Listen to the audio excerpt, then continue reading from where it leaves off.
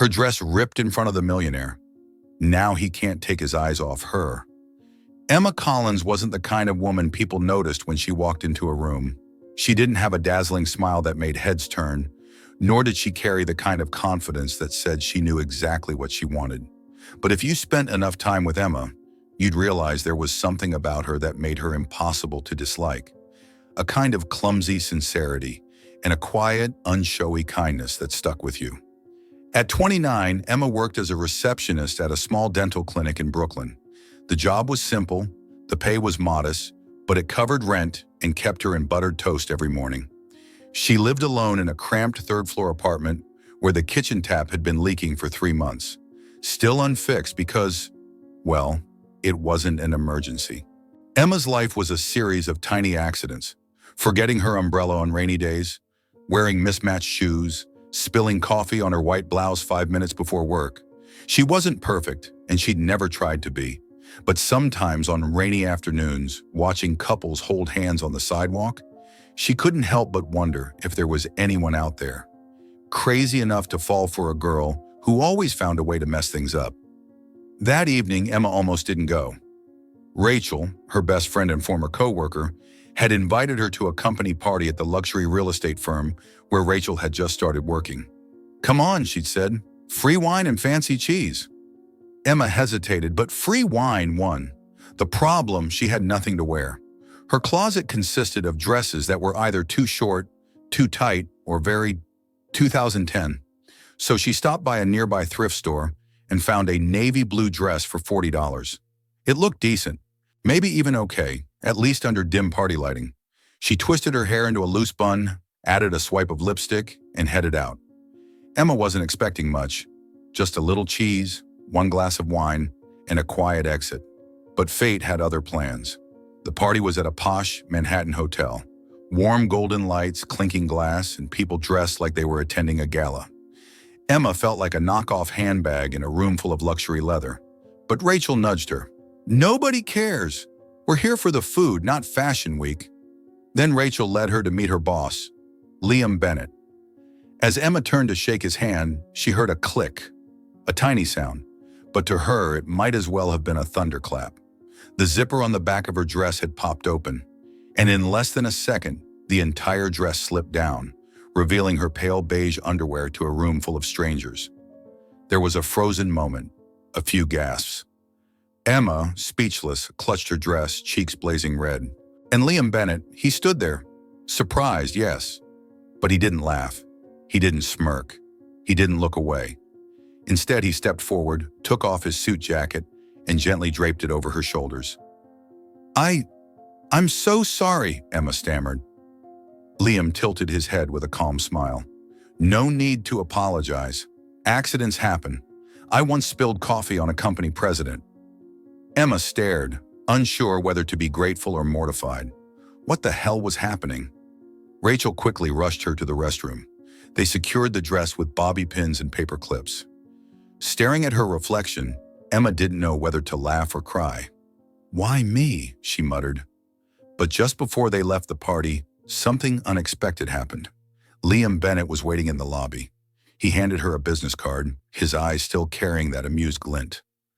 "When you're ready to laugh about this," he said, "call me." Then he turned and walked away, leaving Emma standing under soft yellow light, holding a card she never expected, on a night she thought had just ruined her life. On the ride home, Emma sat silently in the cab, gripping the suit jacket still draped over her shoulders. She wished she could crawl into a hole and vanish from the earth. The image of her dress falling in front of a room full of polished professionals replayed in her mind like a nightmare. Years of flying under the radar. And now, in one horrifying second, she had become the center of attention. In the worst possible way. She was sure she'd never hear from Liam Bennett again. A man like him, successful, composed, way out of her league, would surely forget the whole thing by morning. But Emma was wrong. It took Emma 3 full days to stop wanting to vanish off the face of the earth every time she thought about that party. Each memory made her face flush like she'd just stepped out of an oven. In fact, she'd shoved the navy dress to the bottom of her kitchen trash bin that very night. Couldn't bear to look at it. And just when life began to feel normal again, Liam Bennett's message landed like a soft thump against her heart. Still holding onto that jacket. Have you laughed about it yet? Emma stared at the screen, heart pounding. Liam Bennett hadn't just remembered. He texted her? And one shaky minute later, her fingers typed back. Not laughing yet, but maybe I would, with a glass of wine. Emma couldn't remember how many outfits she tried on before the date. 3, 5, maybe 10. The white blouse looked too formal, the floral dress too Midwestern farm girl, and the tight black skirt made it hard to breathe. Eventually, she settled on a soft sky blue dress with a cardigan. Respectable. Not trying too hard. She told herself, it's just coffee, not a wife interview. Still, her nerves were buzzing when she arrived. Her hands were cold, forehead damp with sweat. It's just coffee, she repeated silently. He's not going to propose after the cappuccino. Liam had already picked a cozy table in the corner, near a wooden bookshelf and a vase of dried lavender. He stood as she approached, his gentle smile making her even more self-conscious. Somehow he made the room feel quieter, even though it wasn't. You okay? He asked, pulling out her chair. Emma forced a smile. I'm good, nervous, but alive, he chuckled. Alive is good. They opened the menus. Emma stared at the unfamiliar names, all way too fancy for someone used to ordering egg sandwiches. When the waiter came, she panicked and pointed to something called beef tongue with caramelized onion. She didn't think much of it until the plate arrived. On it was an actual thin slice of tongue, glistening with roasted onions. Emma froze. Liam glanced at the dish, then at her. Her cheeks flamed. Oh my God, I thought it was like, I don't know, grilled beef or something, she whispered, horrified. Liam didn't laugh. He smiled, tilting his head slightly. No judgment here. Honestly, it looks kind of artistic. She didn't dare touch it. Reaching for a napkin, Emma accidentally knocked over her water glass, flooding the table. She stood up in a rush, tried to grab the napkin on the floor, and promptly banged her head on the table's edge. Ow! The yelp wasn't loud, but loud enough to turn a few heads. Liam leaned forward, concerned. You okay? I'm fine, just pain, she groaned, rubbing her forehead and laughing anyway. They sat again in silence, and then, without warning, Liam burst out laughing. Not mockingly, but like he'd just seen something rare. A real person, unfiltered and unafraid. Are you always like this? He asked, eyes twinkling. Emma laughed too. Pretty much. I'm the queen of minor disasters. Liam leaned back, still smiling. Good. I like real people. Not everyone has the guts to be themselves on a first date. Emma stopped laughing for a second, looking at him. And in that brief pause, she felt something quietly extraordinary about this man. Coffee arrived. They talked about everything from children's books to childhood vacations. Emma told him about falling off a slide at 7 because she tried to go down on her stomach. Liam confessed he once took ballroom dancing classes just because his grandma needed a partner. As dusk rolled in, Emma realized she'd completely lost track of time. There were no awkward silences, no pressure to impress, just two people who both seemed quietly reluctant for the evening to end. Their kitchen had become their favorite place, not because it was tidy, it never was, but because it held their laughter, burnt cookies, flour footprints, arguments about whether to add cinnamon. That kitchen witnessed more of their love than any fancy date ever could. Some nights they'd sit on the floor eating cereal, just talking, not about big dreams or plans, but about how the neighbor's cat looked grumpy today, or whether Emma should cut her bangs. It was in these ordinary moments that the extraordinary lived. That night, Emma came home with a red bump on her forehead, soggy socks from the spilled water, and a takeout box holding tongue she couldn't bring herself to taste. And yet, somehow, she felt lighter. Maybe even happy. Liam hadn't laughed at her mishaps.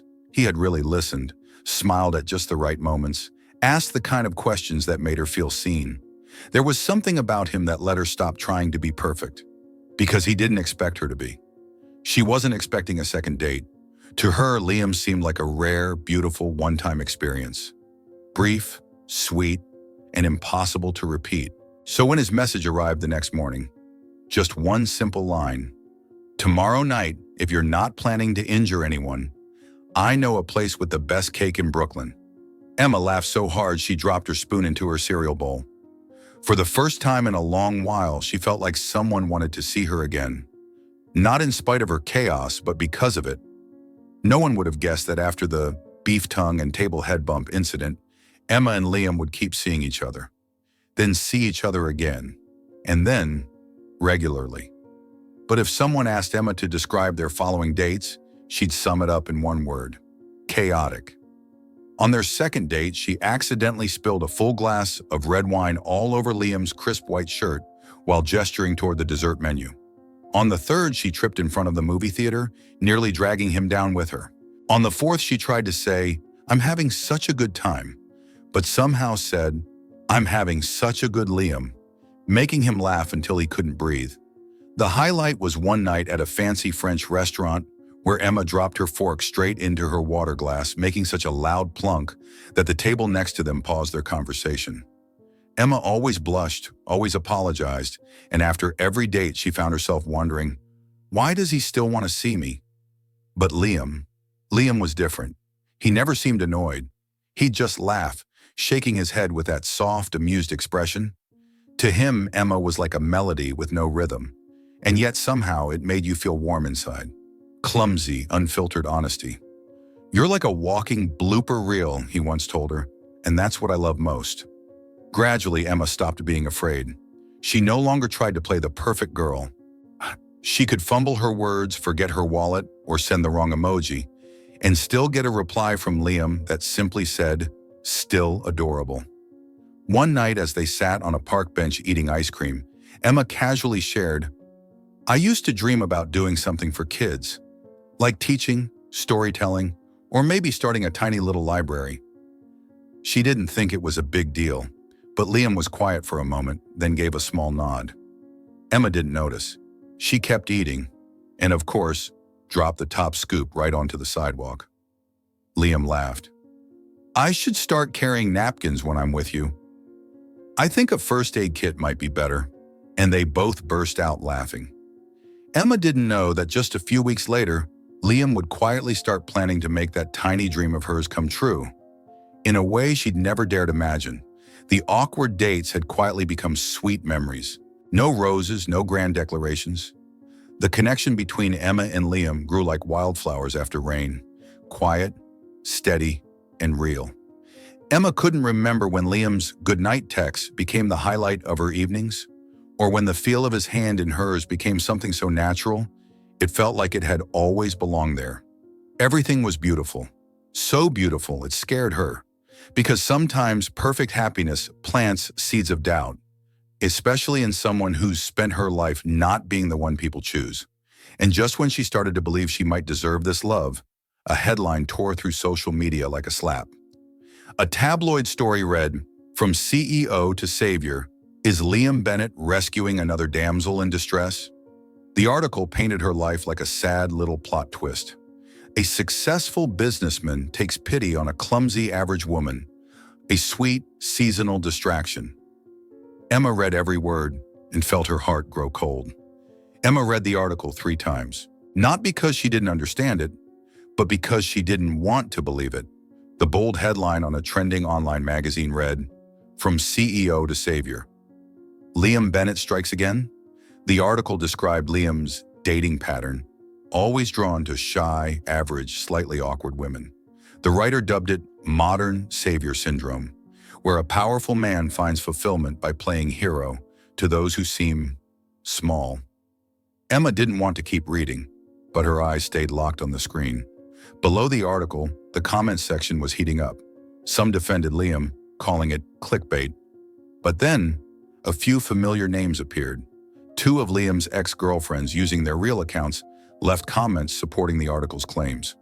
One wrote, "At first I thought I was special. Then I realized I was just the type he always goes for. Quiet, gentle, a little insecure." The other added, "Liam never meant to hurt anyone. He's kind, maybe too kind.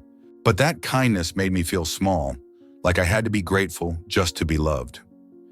Emma felt her breath drain out of her. She didn't know these women, but their words echoed everything she had always feared, but never dared to say out loud. And despite herself, she began to wonder, what about me? What makes me different? Maybe everything Liam did, the laughing, the texting, the listening, the way he remembered the tiniest things she said, was just kindness. Maybe he was simply wired to make people feel loved. She thought back to the ice cream spill, the table head bump, the accidental, "I'm having a good Liam." Moments that once felt magical now seemed like evidence of her role in some unintentional charity project. Before it had felt like being seen. Now, it felt like being pitied. Since childhood, Emma had learned to step back, to not be too loud, to not take up too much space, to never assume she was the one someone would choose. And now that old fear came rushing back, louder and crueler than ever. Emma turned off her phone, locked her door, and stopped replying to Liam completely. He called. She didn't pick up. He messaged. She stayed silent. A week passed. Rachel was furious. "You're really going to ghost him? At least ask him." Emma shook her head, her voice barely above a whisper. "If he denies it, I'll think he's lying to keep me. If he admits it, I won't survive that." Emma's greatest fear had never been being alone. It was not being enough to be loved sincerely. And the article, those ex-girlfriend quotes, hit that exact soft spot. Not like a knife through the heart, but like a whisper into a wound. One rainy afternoon, as Emma was reorganizing her bookshelf, her go-to routine whenever she felt overwhelmed, she heard a knock at the door. She opened it, and standing there under the dripping awning was Liam, holding an umbrella, his face not angry, not defensive, just sad. Emma didn't invite Liam in, but he didn't seem hurt. He just looked at her. Not with anger or disappointment, but with the quiet exhaustion of someone who's been misunderstood, but still chooses to show up. She looked tired, her eyes distant, like all the sweetness between them had been a dream she'd woken from too soon. "I don't want to talk," she said softly but firmly. "I know," Liam nodded, "but I need to say something." "I wasn't going to text again," Liam began, "but I couldn't let things end over a headline." Emma gripped the doorframe, eyes downcast. "You don't have to deny it. I know how the media works." "No," Liam interrupted, calm but firm. "I'm not here to deny anything. I'm here to tell you that I love you." She looked up wide-eyed. "I love you, not because you need saving, not because you're clumsy or different. I love you because you're you." Emma said nothing. Part of her wanted to believe, but another part whispered, "He's loved people like me before. It's practically a pattern." Liam seemed to sense that. He stepped closer, his voice soft but steady. "You know what? I remember the little things. You like walnut cookies but hate raisins. You yawn every time you hear a violin, even though you say it's romantic. You write to-do lists and never finish them." He smiled. "I even remember you said your left sock always feels looser. And you love the rain, but hate umbrellas." Emma laughed. Just a little, like her laughter was still testing her trust. "You're not a project to me. You're not a puzzle to solve or someone who needs upgrading. You're a story, and I want to be part of it." Silence settled between them. The rain kept falling outside. Emma wiped at her eyes, then opened the door wider. "Do you want some tea?" she asked. Then before he could answer, she added softly, "And maybe stay a little longer." They sat in the small kitchen, hands wrapped around warm mugs, as if the conversation before needed a moment to breathe before turning its next page. "I'm sorry," Emma said softly, "for not asking. I was scared." Liam nodded. "So was I, but not because of the article. Because when you love someone for real, the scariest thing is losing them over something that isn't." She was quiet for a beat, then lifted her gaze to meet his. "I love you too, Liam. But I'm not perfect. I get overwhelmed. I mess things up. I get weird. And you're everything I want," he interrupted gently. They didn't hug right away. They just sat there, their hands slowly inching closer until the warmth met. And then like something quiet snapping into place. They leaned into each other. "Let's promise," Emma said. "We won't try to make this love perfect." Liam nodded. "Just honest. And kind." Weeks later, on a perfectly ordinary evening, no candles, no background music, just the smell of burnt cookies and flour scattered across the kitchen counter. Emma was crouched on the floor, trying to clean up a cracked egg. Liam was scraping blackened cookie dough off a baking sheet. Both wore flour-covered t-shirts, messy hair, and were laughing so hard their stomachs hurt from their first attempt at baking chocolate chip cookies. And then, in the middle of the laughter, Liam looked up and stared at Emma for a long moment. "You know," he said, "if I had to eat burnt cookies and mop up egg spills for the rest of my life, as long as it's with you, I'd still think I'm the luckiest guy in the world." Emma blinked, ready to joke. But when she met his eyes, sincere, steady, with not a flicker of hesitation, the words caught in her throat. "Will you marry me, Emma?" he asked. No ring, no script. Just a question in the middle of their chaotic kitchen, from the man who made her forget what perfection meant.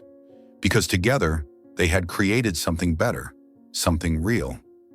Emma laughed through tears. "Absolutely, but on one condition." Liam tilted his head. "Anything. No fancy wedding, no designer dress, no big show. Then we do it your way." "No," Emma smiled, eyes sparkling. "Our way." They embraced in the middle of flour and eggs, in a kitchen full of mess, and in their hearts a promise. It doesn't have to be perfect. Love is enough. The wedding will take place exactly as promised. Simple, cozy, intimate, and of course, no shortage of cute complications. On the morning of the wedding, Emma discovered that her dress had a crooked shoulder seam. Clearly crooked. Impossible to miss. Rachel, best friend and accidental maid of honor, panicked. "Oh no! Call the tailor! We still have time!" But Emma just looked in the mirror and laughed. "It's so me. A little off, a little awkward, but still a wedding dress." And just like that, she wore it. No alterations. Rain began around noon. Not a storm, just a steady spring drizzle. The garden ceremony had to be moved into the greenhouse next door. A place of glass ceilings, trailing vines, and light soft as a sigh. "This is even more romantic," Liam whispered when he saw her enter. Or at least tried to. Because right then, Emma tripped over her uneven hem and nearly fell at the very start of the aisle. The whole room held its breath. Rachel covered her mouth. Emma's mom squeezed her eyes shut. But Emma stood back up, waved a hand, and called out, "Didn't fall all the way, so it doesn't count." Laughter filled the greenhouse. Liam, waiting at the end of the aisle, laughed until tears touched his lashes. The ceremony continued with the scent of damp earth, the gentle tapping of rain above, and the open smiles of everyone there. When it was time for vows, Emma's hand shook holding her note card. But before she could begin, the paper slipped from her fingers. She bent down to grab it, tripped again, and Liam had to rush forward to catch her. Then, flustered, she accidentally read Liam's vows instead of her own. "I promise to always trust you, even when you burn cookies and spill water on me." The guest burst out laughing. Emma blushed. "Wait, that's his line." Liam smiled, took her hand. "That's okay. I was going to say it anyway." Then he looked at her, steady and unblinking, and said, "No notes, no rehearsal. I love you for all of that. For being clumsy, for being real, for never trying to be someone you're not." Emma's eyes welled. "And I love you, because with you, I never have to hide any part of who I am." They exchanged rings, simple, smooth silver bands, no diamonds. And yet they sparkled like stars. No fancy flowers, no choreographed dance, just laughter, tears, and the quiet wonder of people witnessing a love that was real. After the ceremony, they cut a small wedding cake. Emma accidentally smudged the frosting all over the table. "Perfect," Liam said, and they ate it with teaspoons because the forks had run out. That night, as the last guest packed up, Emma looked around. Crooked dress, messy hair, rain-damp feet, and said to Liam, "This was a wedding to remember, He pulled her close, smiling. Because it was real life, and I wouldn't want anything more than that. It stopped feeling like a formal ceremony. It became a real moment where no one was watching a perfect couple, but witnessing two real people, truly in love, unafraid to show their little imperfections. Throughout the ceremony, some cried, like Emma's mother who dabbed her eyes while smiling. Others laughed so hard they nearly fell out of their chairs, like Liam's brother when Emma flubbed her vows for a second time. Laughter mixed with the sound of rain on the glass roof. Tears weren't from sadness, but from emotion. And everyone, whether longtime friends or casual acquaintances, could feel it in their bones. This love was real. And in the way Emma and Liam looked at each other, amid all the adorable chaos, there was a peace anyone would envy. Imperfect, but undeniably true. The wedding had passed, with flour everywhere, crooked dresses, and mixed-up vows. But for Emma and Liam, the best part wasn't that one day. It was every day after. They didn't become a perfect couple. They still argued about who left the toothpaste cap off, still burned toast, still had days where they barely spoke from exhaustion. But in those small, imperfect moments, their love didn't fade. It deepened. Emma still dropped spoons into soup. Liam still carried napkins every time they went out. And every night, when they lay down to sleep, their hands always found each other. A quiet habit they never had to name. A year had passed. Not flashy, not dramatic, just simple, steady days. And in each one, they loved each other the way they always had. Imperfectly, but truly. 1 year after the wedding, Emma changed careers. She left her office job, enrolled in a short training course, and officially became a preschool teacher. No one was surprised when except Emma. "I didn't think I had the patience," she once said. But after a few days of telling stories, painting rainbows with tiny hands, and receiving dozens of paint-smeared hugs, she knew she'd found her place. Liam, meanwhile, started a scholarship fund for underprivileged children, called the Little Dreamers Fund, because he never forgot Emma's words from long ago. "I just want to do something for kids. No fame, no headlines." The fund worked quietly, like their love, unflashy but steady. They lived in a small yellow house with flower pots on the porch, a living room full of books, throw pillows, and half-eaten cookie tins. In the kitchen, there was always the scent of either fresh-baked goods or a little smoke, depending on who watched the oven that day. Liam made the coffee, Emma spilled the milk. They argued over the TV remote, but always gave each other the blanket at night. Each morning, Emma got up first, waking Liam with the smell of sweet bread, and the neighborhood kids shouting, "Miss Emma!" Each evening, they told each other about their day, about the child who wrote their name for the first time, or the thank you letter from a grateful parent. Their life wasn't a fairy tale, but it was the kind of happiness people quietly crave. In the middle of their living room, hanging proudly on the wall, was the only wedding photo they'd printed large. The photo wasn't glamorous. It wasn't even sharp. It captured the moment Emma almost dropped their wedding cake on Liam's foot, her face mid-panic, his in mid-laughter, as if nothing in the world could be more perfect than that. Every guest who saw it couldn't help but laugh. "We should have picked a prettier one," Emma had once said. Liam had only smiled. "There's no photo more honest than that." Sometimes Emma would glance at that photo while making tea and smile to herself. It was like a frozen snapshot of who they were. Imperfect, unfiltered, wonderfully human. Guests would laugh, but for her it was a reminder. Life doesn't have to be flawless to be full.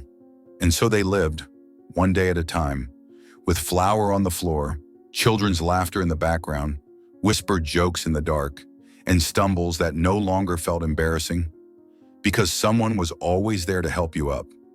Happiness isn't always something that needs fixing. Sometimes it just needs to be lived, with heart. A true love doesn't need editing, just honesty.